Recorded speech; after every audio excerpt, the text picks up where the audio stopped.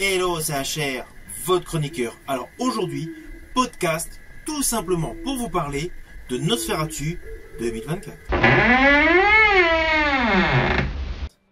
Alors tout d'abord, concernant le film Nosferatu, il s'agit d'un remake du film réalisé par Friedrich Wilhelm Murnau, réalisé en 1922, qui avait tout simplement le titre Nosferatu, le vampire. Ainsi, ce film d'horreur réalisé par Robert Eggers, Nosferatu en 2024, est le remake du film réalisé en 1922. 102 ans séparent les deux films.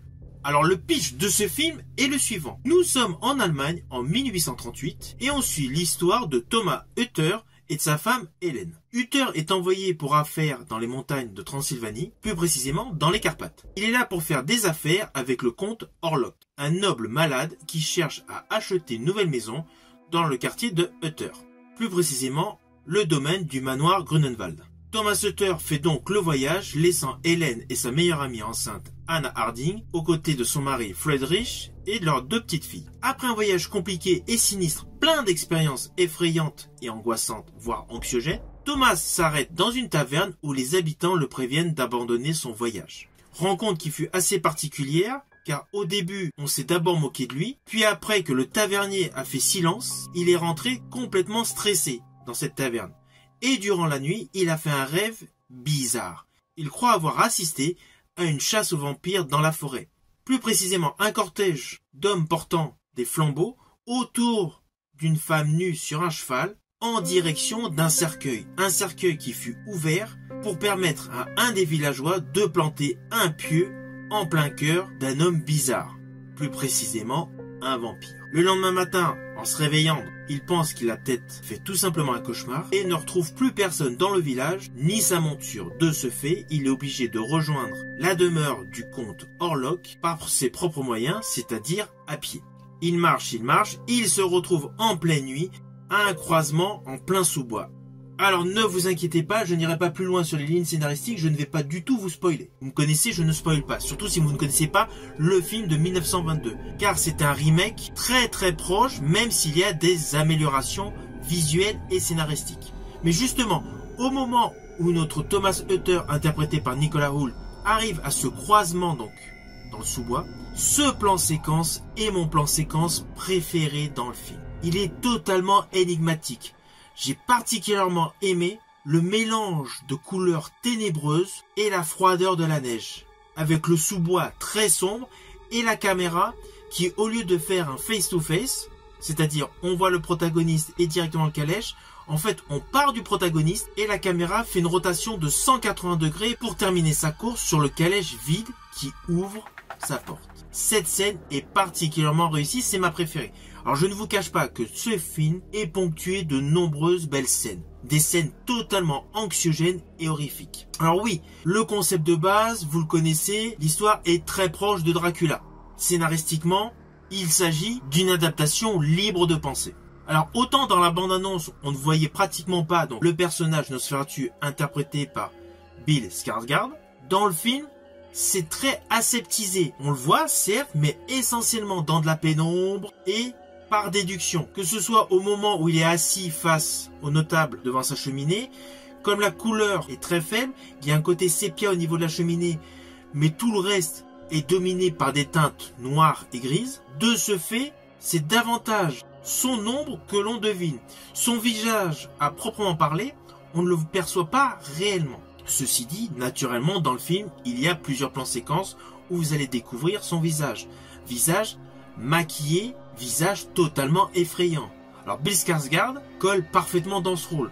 Moi, je l'avais largement apprécié dans la série inspirée des œuvres de Stephen King, Castle Rock. Naturellement, dans les deux opus, toujours inspirés de la littérature de Stephen King, c'est-à-dire ça. Et dans l'action movie John Wick 4. Néanmoins, je n'ai pas du tout aimé sa prestation, pourtant qui sur le papier pouvait coller parfaitement, d'Eric Draven dans le dernier The Crow. Mais bon, ce n'est que mon opinion. Là, dans ce film, toute sa composition est énigmatique, angoissante, anxiogène. Il fait réellement flipper. D'ailleurs, à ce jour, Nosferatu de Robert Eggers est enfin un vrai film d'horreur qui fait peur. Il y a un côté très gothique, un côté très baroque. C'est un film d'horreur qui pourtant a très peu de scènes gore, au vu du thème du vampire, cela aurait pu être davantage exploité. Oui, il y en a quelques-unes. Je pense notamment à une scène où on voit un individu manger la tête d'un pigeon dans une cellule. Mais voilà, c'est assez éparse. Ce film mélange davantage la possession, le côté sensualité et le côté épouvante. En plus, le jeu de la totalité des acteurs et actrices est excellent. Et ce film a beau se nommer Nosferatu, in fine, le véritable premier rôle de ce film, dans le fond, c'est Lily Rose Depp, qui interprète dans ce film le premier grand rôle de sa carrière, c'est clair, mais elle s'emploie à fond dans sa composition. Son personnage est la pierre angulaire de ce film.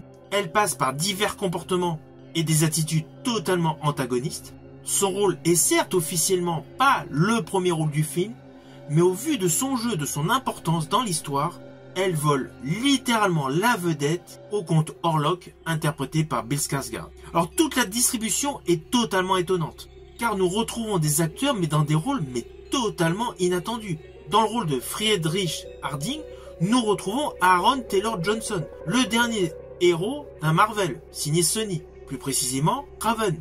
Lorsqu'on voit Kraven the Hunter, ou que l'on revoit Bullet Train où il partageait la vedette avec Brad Pitt, sa composition de père de famille totalement meurtri par rapport à tout ce qui arrive à sa famille est totalement différente. Sa composition est différente. C'est là que l'on réalise qu'Aaron Taylor Johnson est un véritable acteur. De même que le personnage du professeur Albin Eberhard von Franz, interprété par William Dafoe, il est exceptionnel. Alors oui, c'est clair, William Dafoe a déjà une palette d'acteurs extrêmement large. Mais lorsqu'on repense à son rôle dans Sable Mortel aux côtés de Samuel Jackson, son rôle de flic dans Body aux côtés de Madonna, ou dans l'excellent film d'Alan Parker Mississippi Burning, ou tout simplement Danger immédiat de Philip Noyce aux côtés d'Harrison Ford, ses compositions sont extrêmement variées.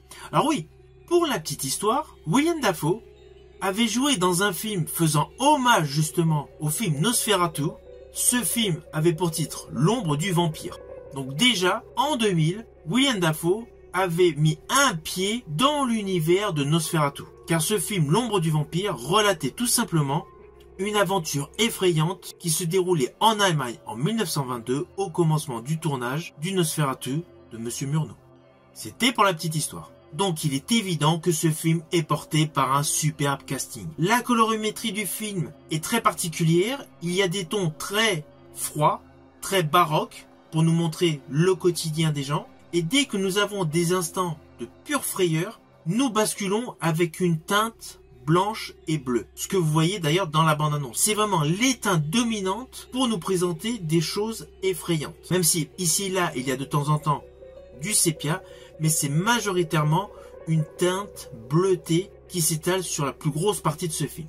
Alors au final, ce film est étonnant, ce film est très esthétique, ce film est parfaitement interprété, ce film réinterroge notre perception sur le mythe du vampire, avec de surcroît la mise en exergue, pour une fois, du côté féminin, porté par un personnage très consistant, avec un personnage pilier du film, porté par une Lily Rose Depp au top de son talent. C'est un film que je vous invite à découvrir, il vaut le coup, mais surtout sachez que ce film fait vraiment peur. Je vous dis à bientôt, soit pour un podcast, soit pour une vidéo.